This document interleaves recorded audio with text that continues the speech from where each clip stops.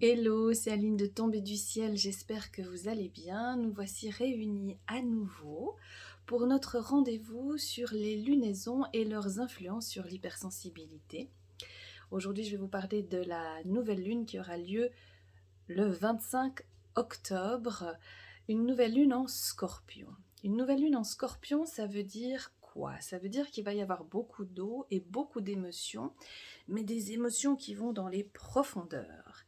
À la dernière pleine lune, je vous avais dit qu'on était prêt à aller à l'intérieur de soi, hein, comme si c'était un voyage initiatique. Les voyages initiatiques, c'est vraiment un peu comme Saint-Jacques de Compostelle qui prend, qui part en voyage et qui enlève ses peaux au fur et à mesure qu'il avance. Et l'idée de la pleine lune passée, c'était d'être au début de ce pèlerinage, mais c'était un début qui n'allait pas commencer en allant vers l'extérieur, mais bien entendu en allant à l'intérieur, vu la saison dans laquelle nous nous trouvons, qui est fin de l'automne, début de l'hiver. Et puis aujourd'hui, avec cette nouvelle lune, eh bien, le travail a commencé. On va à l'intérieur de soi. Et j'ai même envie de dire, avec cette nouvelle lune en Scorpion, on va aller dans les caves. Alors, ça veut dire quoi? Quand on est très très sensible, ça veut dire qu'on va aller ressentir, volontairement ou involontairement, on aura peut-être besoin de le faire d'ailleurs, euh, tout ce qui est en lien avec notre passé transgénérationnel et vraiment, quand on va à la cave, il y a des vieux pots de confiture, il y a des conserves mais qui ne sont pas forcément les nôtres, mais celles que nos ancêtres ont laissées. Et l'idée là, c'est vraiment de descendre avec sa lampe torche et d'aller vérifier ce que vous souhaitez garder, ce que vous souhaitez reprendre, on va dire reprendre pour laisser de côté parce que ça va encombrer votre voyage à vous. Et vous imaginez bien que quand on est en contact avec une confiture que votre grand-mère a laissée ou avec un objet qu'un de vos ancêtres a laissé à la cave, il va y avoir une émotion parce qu'il nous relie vraiment à nos racines.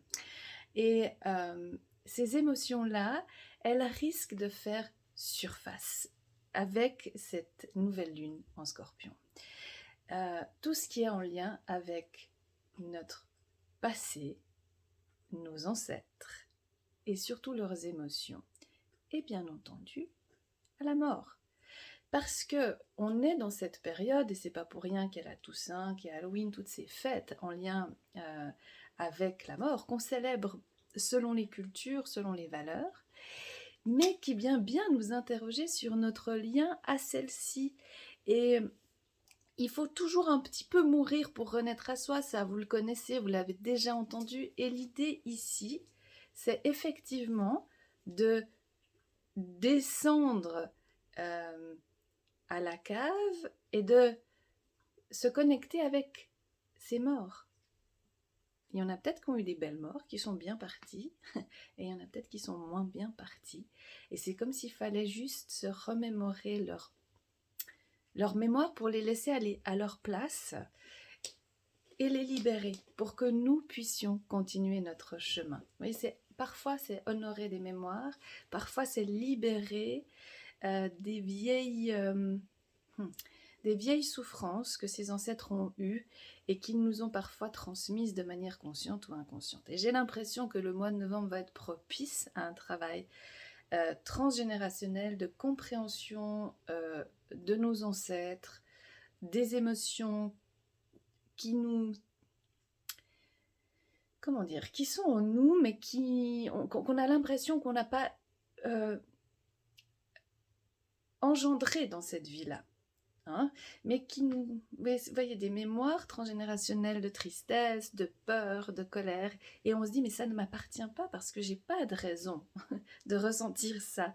Mais c'est parce que parfois, c'est des ancêtres qui les ont transmises de manière consciente et inconsciente, et il va bien falloir déblayer tout ça en allant à la cave. Alors bien sûr qu'il y aura des toiles d'araignée, ça va faire parfois peur. Ça va pas être forcément très évident. Quand on est en lien avec la mort, on est en lien avec des deuils, on est en lien avec de la tristesse.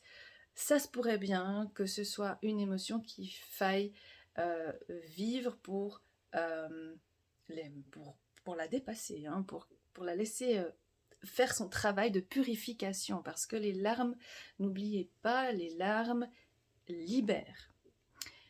Après, bien entendu, qu'on n'est pas dans une complaisance à se dire je vais rester là-dedans toute ma vie. Non.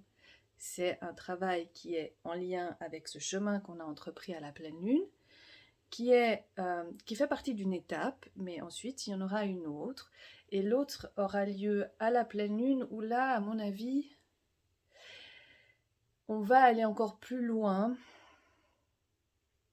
dans le jeu de la vie et de la mort. On verra ce qui va en sortir.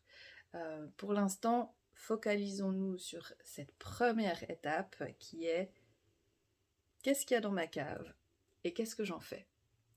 Donc vous allez voir peut-être que même très concrètement, il y a des choses dont vous aurez envie de vous débarrasser.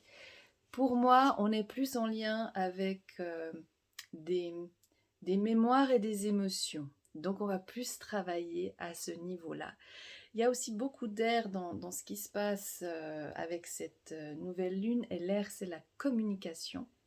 Il se pourrait bien que vous ayez envie de parler, de mettre des mots, soit sur vos émotions, soit sur ce que vous trouvez dans votre cave. Hein, de poser des mots, comme si ça permettait une nouvelle existence. Et ça, c'est très intéressant. Une existence qui sera celle que vous avez envie de donner, vous, à votre passé pour mieux continuer votre chemin. Voilà ce qui vient pour cette nouvelle lune, pour vous les adultes. Maintenant, pour les enfants, c'est quoi les enfants? Qu'est-ce qui se passe à cette période? Il fait plus nuit, donc il pourrait y avoir peut-être des peurs qui vont ressurgir, du sombre, de la nuit, de la mort. Et il va falloir utiliser une lampe torche pour aller voir ces peurs-là. Il y a peut-être, c'est pas dit, mais peut-être que ça va ressurgir parce que c'est au niveau collectif, ça se travaille. Qu'est-ce qu'ils font quand ils font Halloween? Alors bien sûr que ça vient pas d'ici, et alors? Ce qui est intéressant, c'est qu'ils en jouent. Et quand je vous disais que ça va nous mettre face à notre vision de la mort, les enfants vont venir avec ça. Et si pour vous c'est grave, pour eux ça va l'être aussi. Mais en l'occurrence, eux, ils aiment jouer, parce qu'ils aiment jouer avec la vie, et la mort fait partie de la vie. Donc, c'est très intéressant d'oser jouer avec cette chose qu'on peut imaginer tragique et dramatique. Ça a amené beaucoup de légèreté aussi. Et c'est ça qui libère le rire, la légèreté, l'humour. Peut-être l'humour noir, mettez des guillemets. Mais c'est un peu ça qui vient derrière. Hein. De leur permettre d'avoir accès à leur histoire, à leur arbre généalogique, à leur album, en disant ben voilà, ça c'était ta grande-tante, voilà ce qu'elle faisait, etc. Regarde, elle nous a laissé dans la cave un souvenir assez intéressant. Quand je parle de cave, bien entendu qu'on parle de cave physique, mais aussi symbolique, c'est-à-dire qu'est-ce qu'on nous laisse comme héritage. Et il y a des choses magnifiques et il y a des choses qu'on ne veut pas garder. Il y a des stress, des peurs, des colères, comme je le disais tout à l'heure.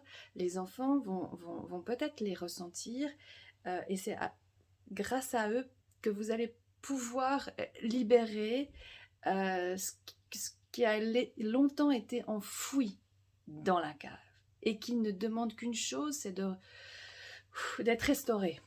Il y a vraiment cette idée-là. Et les enfants d'aujourd'hui ont besoin qu'on restaure nos caves parce qu'on ne peut plus avancer comme on avançait avant. Et ils exigent de nous que nous mettions des mots et que nous soyons très au clair avec beaucoup de principes. Vous l'avez vu depuis cet été quand on parle des lunaisons. Et là, c'est en lien avec la mort et le passé, à mon avis. Donc, expliquez-leur d'où ils viennent, expliquez-leur comment sont parfois décédés, même si c'est tragique, parce que c'est des faits, comment sont décédés des aïeux,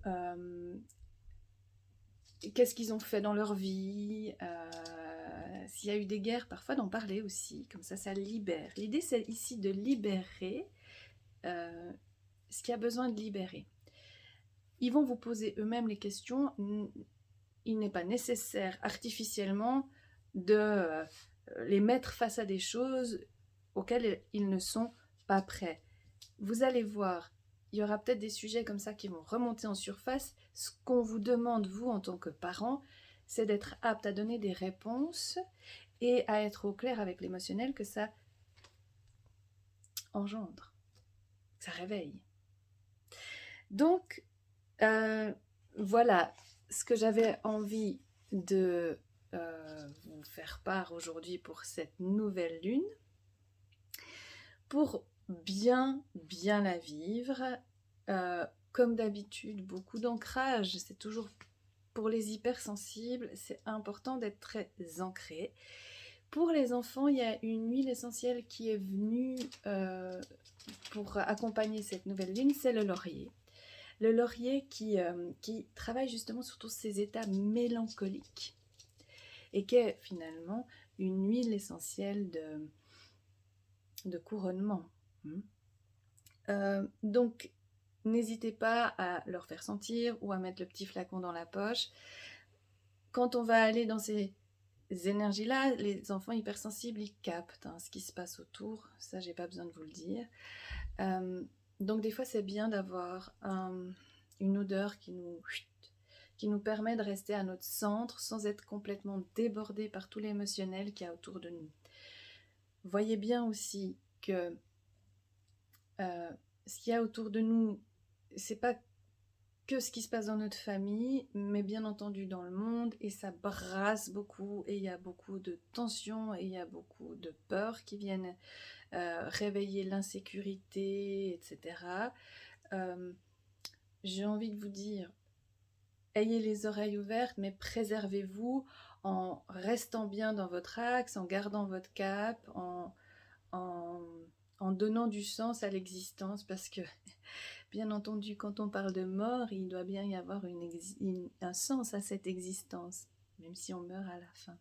Donc ça va venir questionner tout ça. Donc autant vous dire que jusqu'à la prochaine pleine lune, il va y avoir beaucoup de choses qui vont ressortir. Mais ça peut être très beau. Ça peut être pris très beau. Si vous êtes déjà en chemin depuis un moment,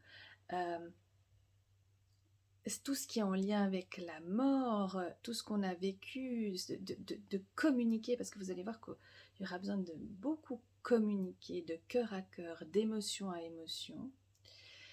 Ça peut être juste magique. Et les enfants ont besoin de sentir cette magie humaine parce que les émotions, c'est ça qui fait qu'on est humain.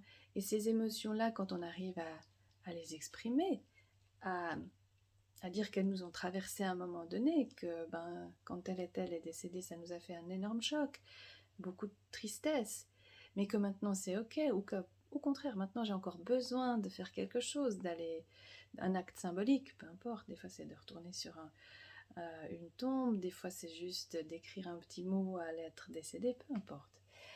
Ça c'est chacun qui le vit comme il le sent. Ça permet de fluidifier, et non pas de se complaire, mais de fluidifier. Donc voilà, moi c'est comme ça que je sens cette période, et je la sens plutôt intéressante, enrichissante, mais bien entendu que au niveau émotionnel, eh bien, ce sera important d'être assez ancré quand même pour pouvoir les accueillir de la meilleure manière qui soit. Donc des enfants beaucoup dehors, beaucoup dans la terre, peut-être même, je dirais, je vois la montagne aussi, parce que c'est solide, quelque chose de solide. Vous allez voir que plus vous déconnectez vos enfants de la terre, du solide, du matériel concret, plus ils vont avoir de la peine à gérer leurs émotions. Soyez vraiment très simple, mais dans le sens avec simplicité. naturel avec eux. Ancré, solide.